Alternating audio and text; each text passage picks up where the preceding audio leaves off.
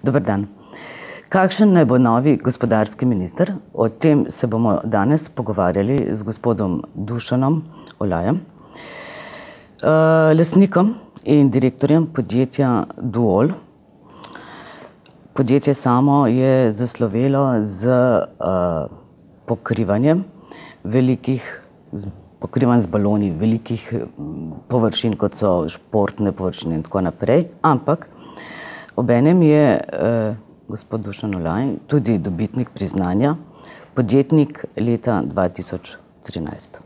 Preden začneva pogovor o tem, kakšen naj bo novi gospodarski minister, bi vas vprašala, kakšno je vaše mnenje, pravzaprav ocena dela ministra Stanka Stepišnika. Približno 8 mesecev je bil na mestu gospodarskega ministra in verjetno se pa da oceniti, kakšen vtis je pustil.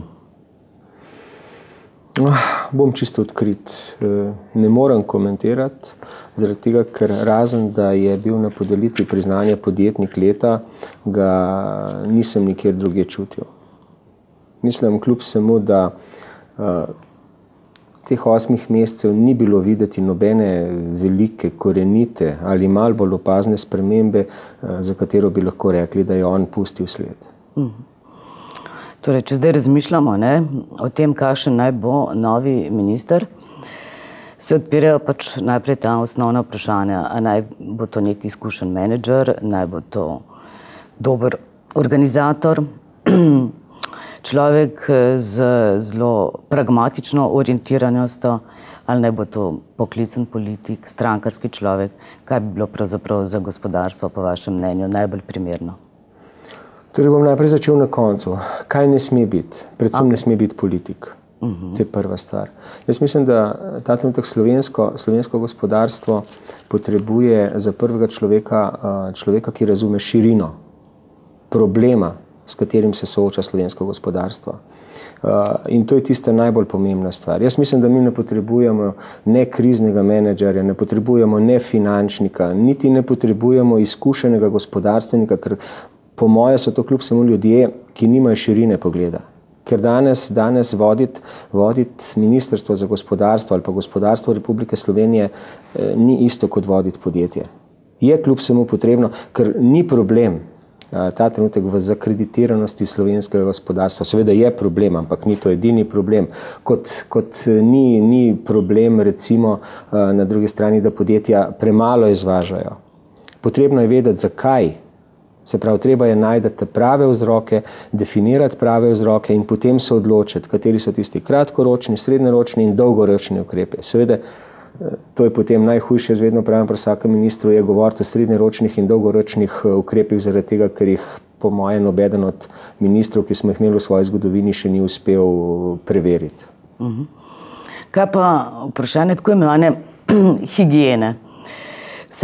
Mislim konkretno, ali bi recimo kandidat za novega ministra bi bilo to obremenilno zanj, da bi recimo, če bi bil recimo podjetnik in bi imel neke poslovne vezi z državnimi podjetji, z naročili z državnih podjetij, z pridobivanjem subvencij, evropskega denarja. Skratka, vse to, kar gledamo pravzaprav zdaj dnevno v tej ekipi določenih ljudi v vladi, Jaz mislim, da se je ustvarila neka psihoza.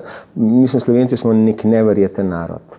Če razmišljamo na takšen način, jaz mislim, da potem bi bilo treba v Sloveniji vse bodoče ministre ali pa predsednike protikorupcijske komisije v bistvu vzgajati že iz zibelke in jih čuvati skozi vso mladost, da ostanejo neomadeževani. Slovenija je premajhen prostor. Najdeti nekomu nekaj, če nekdo hoče, je vedno možno. Torej, po tej logiki potem najdeti jutri ustreznega ministra, jaz mislim, da bo izjemno težko. Ker vsakemu bo lahko stran, ki ga ne priznava ali ne želi za svojega, našla potem neke napake. In jaz mislim, tukaj je največji problem, politiziranost tega prostora. Zdaj, pred kratkim je Obrtna zbornica izpostavila svojo željo, da bi moral novi gospodarski minister imeti več posluha za malo gospodarstvo.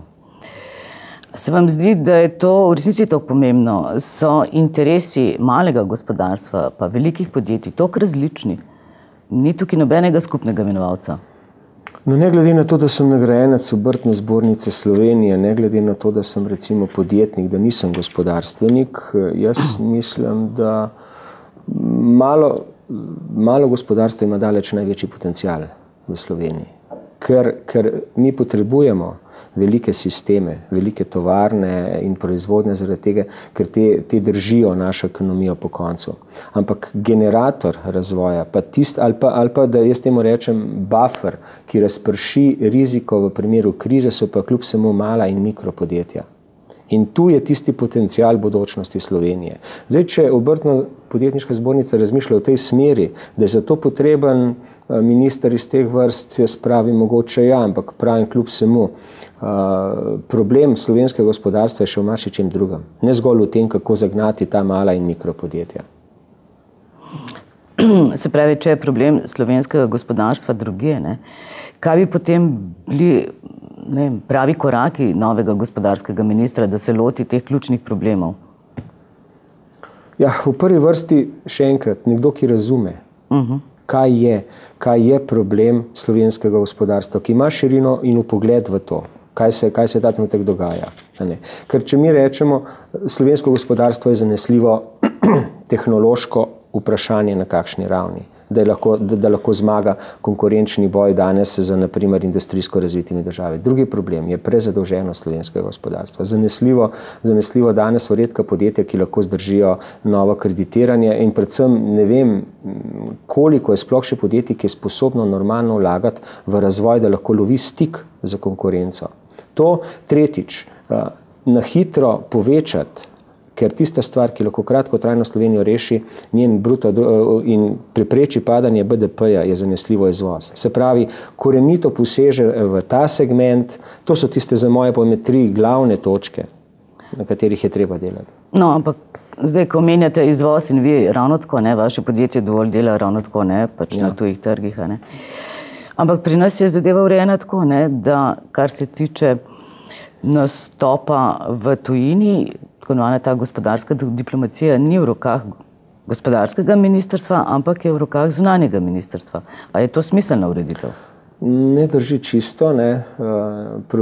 Problem internacionalizacije slovenskega gospodarstva je v tem, da ne samo, da se s tem ukvarja gospodarska diplomacija na Ministrstvu za zunanje zadeve, ampak se s tem ukvarjajo urad predsednika države, urad premierja, s tem se ukvarja gospodarska zbornica, obrtna zbornica, Ministrstvo za gospodarstvo, gospodarska diplomacija na Ministrstvu za zunanje zadeve, slovenska turistična organizacija, pa naj mi oprostijo, če sem jaz koga še pozabil.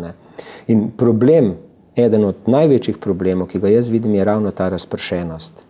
Namesto, da bi v tej točki samo definirali, jaz sem večkrat povedal, Ministrstvo za gospodarstvo naj določi temeljne smernice razvoja slovenskega gospodarstva in omogoči izvajanje teh smernic. Gospodarska diplomacija, pa je zdaj čisto vseeno, v eni od državnih institucij, lahko je to urad predsednika države, premiera ali pa, naprimer, zunanje ministrstvo, odpira vrata, postavi mizo in da na mizo nalivno pero za podpis pogodbe. Gospodarska ali obrtna zbornica pa zbirata interesente, učita, na kakšen način poslovati s tujino in organizirata, naprimer, delegacije na sejme v tujino in ostale zadeve. Prej sem še pozabil, Spirit je še ena od organizacij, ki so jo ukinili. Ja. Na začetku ste ocenili delo gospodarskega ministra Stepišnika. Da pravzaprav ni ga bilo prav dosti čutiti niti opaziti. A potem takem je sploh potrebno gospodarsko ministrstvo? 8 mesecev je zdaj tako šlo mimo, neopazno, brez vtisa gospodarskega ministra. A rabimo sploh gospodarsko ministrstvo? Bi ga bilo mogoče, združiti, povezati s finančnim ministrstvom? Očitno so to kratkoročno naredili, glede na to, da se po moje ne morejo zediniti o imenu novega ministra za gospodarstvo, bo zdaj v kratkoročno se s to zadevo, kolikor vem, ukvarjal minister za finance. Zdaj, jaz pravim, to bi bilo sicer v redu, ker lahko iz enega proračuna vrže v drugi proračun, iz ministrstva za finance direktno preusmeri denar za ministrstvo za gospodarstvo, ampak to vemo vsi, da ni možno. Zdaj, ministrstvo za gospodarstvo je potrebno, ampak mi ga ne potrebujemo, ne gospodarstveniki, ne podjetniki ga ne potrebujemo v taki obliki, kot je sedaj. To je spet, tukaj je potreba nek korenit premislek, korenit zasuk, določiti je treba funkcije. Mi smo si tako zakomplicirali te službe, te funkcije in pa pristojnosti posameznih ministrstev, da dvomim, da smo jih sploh sposobni v kratkem roku odkomplicirati. No, če bo zdaj pač nekaj časa veljala, ta začasna rešitev, da naj bi začasno funkcijo gospodarskega ministra prevzel tudi finančni minister, se mogoče odpira dovolj časa za en tak temeljit razmislek, kakor ste ga pač vi omenjali, Ali je to vseeno premalo časa? Jaz se bojim, da to ni toliko strokovno vprašanje, da je to bistveno bolj, in to je žalostno, to je politično vprašanje. Se pravi, to je zopet stvar na mizi koalicijskih pogajanj in usklajevanj, kjer je gospodarstvo, jaz mislim, zadnjo, na katerega bodo pomislili. No, to je sicer res žalostna zaključna ugotovitev vseeno. Hvala za pogovor. Hvala.